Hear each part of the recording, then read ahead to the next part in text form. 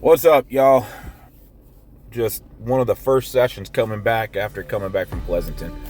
Not a lot going on here. This wasn't my first session. I did as I usually do when I get done traveling, I come back in maybe the next day or the same day if I have the time and get in some just whatever movement I can. Usually do some rotational work and get the blood flow going. I had hopped on the assault bike for a 20-minute ride, did some walking, did some carries, but then I didn't record any of that.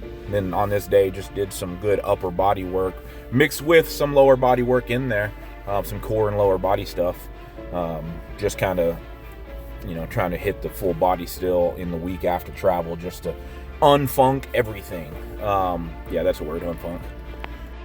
But this was a special training session for me. Had a friend of mine from the rugby team reach out to me the day before. Had a special guest in town, back in her home state, who had just recently won a bronze medal in the Paris Olympics in rugby. Alev Kelter needed a place to lift, and Anvil Strength was going to be that place. So he hooked me up with her, and we talked about it. She came in this day, and it's something different with the energy that a true athlete, a professional athlete, brings to a training session. They bring energy. It infects the room, and I definitely, as a result of her being there, definitely pushed a little harder. Not in that sense of like trying to show off or anything, but just that energy was there, and capitalized on it, and did a lot of work on this day. And just it felt good.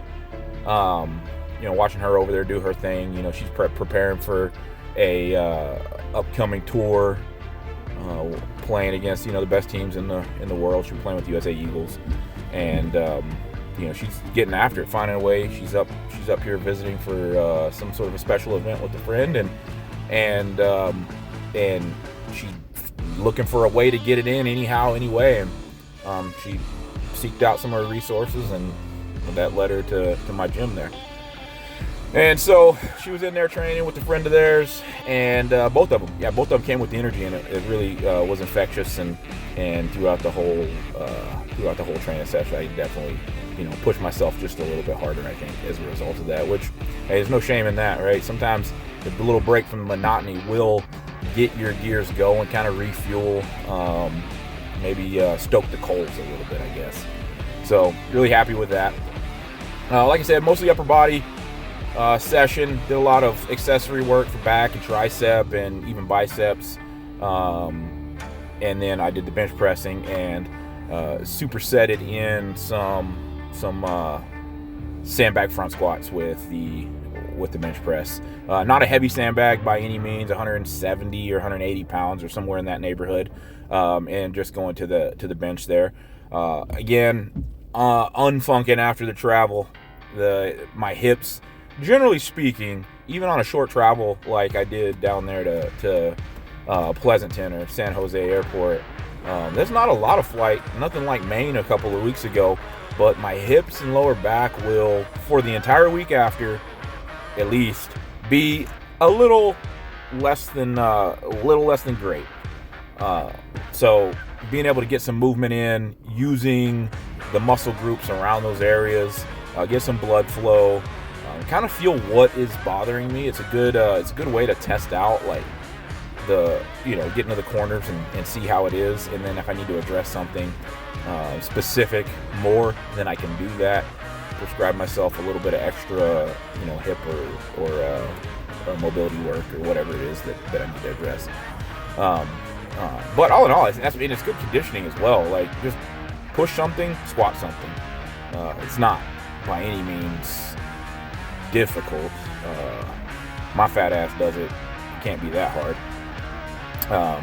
But it is a nice way to kind of have that little variety in your training. Weight wise, I was working with, I think, 275 for most of my sets. Still on the speed wagon. That's pretty good speed for me for 275. I don't know why I did so many reps though. That's kind of a lot of reps, I feel like.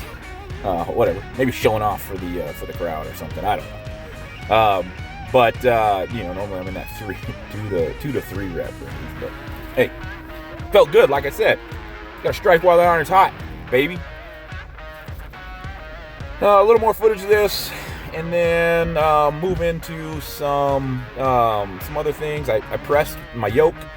If you don't know, that's just a Rogue. I don't remember which model yoke it is, but it's like 185 pounds. I put it at 185. It might be like 186, might be like 181. I don't know. I call it 185. But added in some pressing. I've been shying away from overhead because my left shoulder being the way it is, in external rotation, especially overhead, it gets a little funky. So try not to like grind on it too much, just in case it is a little bit of a labrum thing. But I push through it on a lighter weight. The biggest thing with this pushing the yoke overhead is it's a little unstable. It does pendulum some, so you have to balance that out. But it's a good press motion if y'all have the ability to do that, or something in your gym for it. And then I moved over to another movement I hadn't done in a while, the monster dumbbell press, just to get some unilateral work.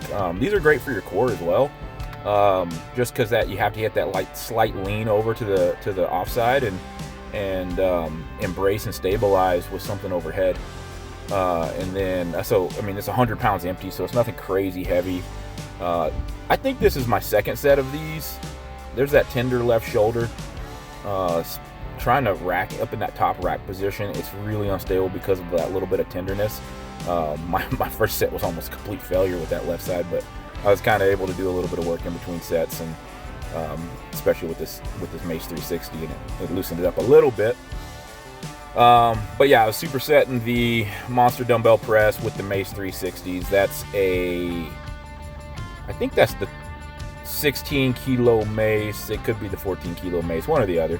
The weight doesn't matter a ton on these. I can do a lot more than we're not trying to max out a mace. I could do more than that. It's just a flow movement and something to really work on my elbow shoulder health, elbows as a result of having better shoulders. And then on to some sandbag carries. I like to shoulder a sandbag and walk around with it, like the little kid running away. I'm not gonna make it very far before I turn around and come back. But yeah, I like these as a low skill way to train, to build a little bit of anti-rotation, a little bit of core strength. I say low skill, and it's actually like low cardio. If you grab a bag on the front, it's hard to breathe. Just put this thing up onto one shoulder. It's not so bad. And then I like this sometimes a little bit better, especially at the end, than suitcase carries. Suitcase carries tend to rely a lot on your grip and some other factors, so it's nice. You can load this up a little bit heavier, quite a bit heavier than you could a suitcase carry, and get the real good work done on it. And then next into the shrug motion that I like a lot. Again, as I mentioned in previous videos, I have a little bit of a something that I think is related to that left shoulder pain. A little bit of discomfort in like the rhomboid from time to time. It kind of flared up a little bit more after the last rugby tournament I played in. And if I can get the correct posture on this, and then just really work on like pulling my shoulder blades back together when I'm doing this, it seems like it pumps those a little bit there towards the end. I was getting it a little bit better of the motion that I'm going for. Really kind of pull the shoulder blades together like that. And anyway, it does good work to that area, provides really good blood flow to it, and I think helps in the healing process. And it does make my shoulder feel a little bit better. I think it's going to be a slow process. I don't think the shoulder's going to get better before my season's over next month, but I think it's going to be, these are steps I need to take to get towards that end. Should have programmed this kind of towards the front because it's more of a skill drill, but I don't know. I was still in the gym and thought, hey, it popped in my head, I should do this. Nothing crazy here. Just see the band wrapped around. It puts some pressure on the front of the hip to really cue the right hip getting pushed through. And then like a stone, like a put with the upper body as well. So just trying to get the hips in front of the shoulders and then get a good press on it. And then this, like I said earlier, kind of identifying things that are achy, getting in the corners, getting in the nitty gritty, and then addressing and prescribing some more work to help bring those things back online. So I'm just doing some hip external rotation here just to provide the blood flow and try to reach a little bit. And nothing crazy. They did feel good. I don't think they're for nothing, but they're very low impact. I'm not gonna say passive because I'm actually doing something, but they I can as these go on, I can get a little bit more range and a little bit more stretch. And that was about it for this one. Another great session. Looking forward to the lead up to Mississippi Kelt Fest. Until the next one, later.